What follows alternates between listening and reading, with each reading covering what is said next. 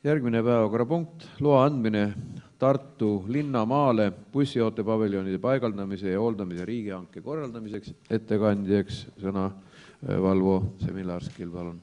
Aitäh, hea esimees, lugupeetud volikogu liikmed, head külalised. Antud eelnõus siis küsime luba nimetatud bussiootepaviljonide paigaldamiseks linnamaale.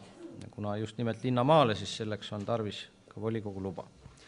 Ja täna on Tartus siis sõlmitud 2 lepingut ja üks nendest on sõlmitud 1997. aastal ja mis lõpeb siis 30. juunil käesoleval aastal ja tegemist on siis 58 bussiootepaviljoniga 56 peatuses ja erinevate operaatorite jätkuvalt on siis täna see leping nii-öelda CICDECO Eesti osaühingu käes.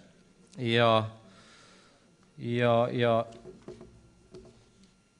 korraks mainin ära ka ülejäänud lepingud ja palju linnal siis üldse on bussiootepaviljone, võib-olla on pilt ülevaatlikum, nimelt siis on ka 2002 aastat sõlmitud sarnane leping ja see sisaldab siis 70 bussiootepaviljoni ja see antud leping lõpeb siis jaanuarikuus 2022 ja lisaks siis kuulub linnale hetkel 55 paviljoni, sealhulgas siis ka uuel Ihaste sillal paiknevad ja seal ehk siis selle etapiga valminud ja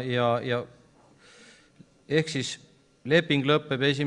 juulil ja lepingu lõppemise tulemusena meil on peetud CICDECO-ga läbirääkimised ja tegelikult CICDECO on antud bussiootepaviljonid, mille leping lõpeb 1. juulist tasuta linnale ja selles suhtes me oleme kaalunud väga tõsiselt varianti, kus Tartu võiks võib-olla kunagi omada nii-öelda oma bussiootepaviljoni, ise rahastada neid ja nii edasi, aga ikkagi antud kontekstis me oleme leidnud, et võib-olla võiks jätkata sarnaselt uue hankega, küll ainukese erisusega, kui tänased lepingud on vabastatud reklaamimaksust, siis uues hankes me näeks, et reklaamimaksu vabastust ei oleks.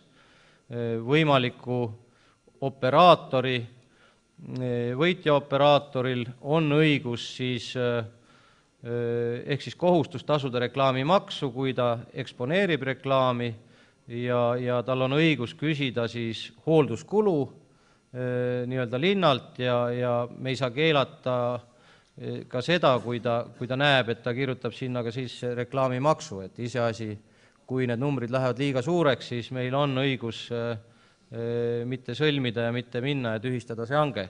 Ja meil on selles mõttes valmis ka plaan B, et kui juhul hange ebaõnnestub, siis tegelikult me oleme välja töötanud bussiootepaviljoni prototüübi ja me teame, et ühe paviljoni hind on circa 2000 eurot ja kuna 1.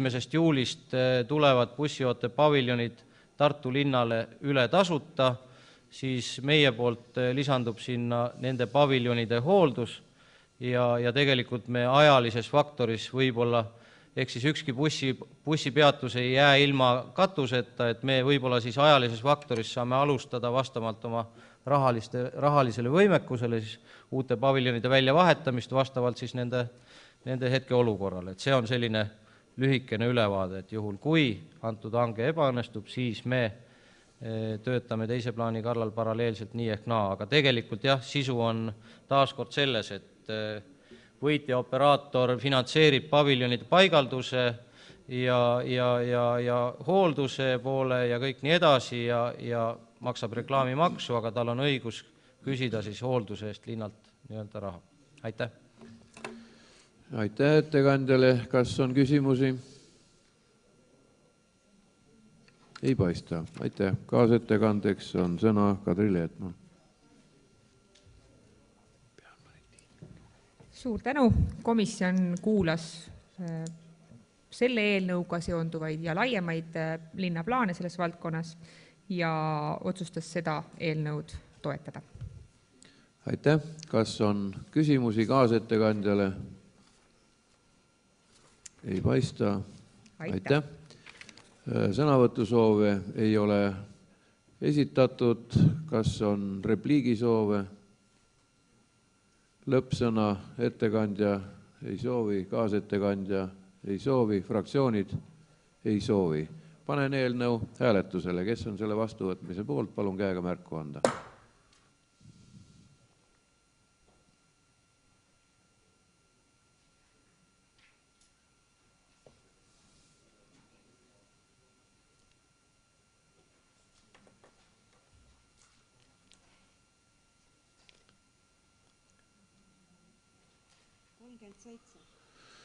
Poolt 37. Kas on keegi vastu? Ei ole, seega on eelnõu vastu võetud.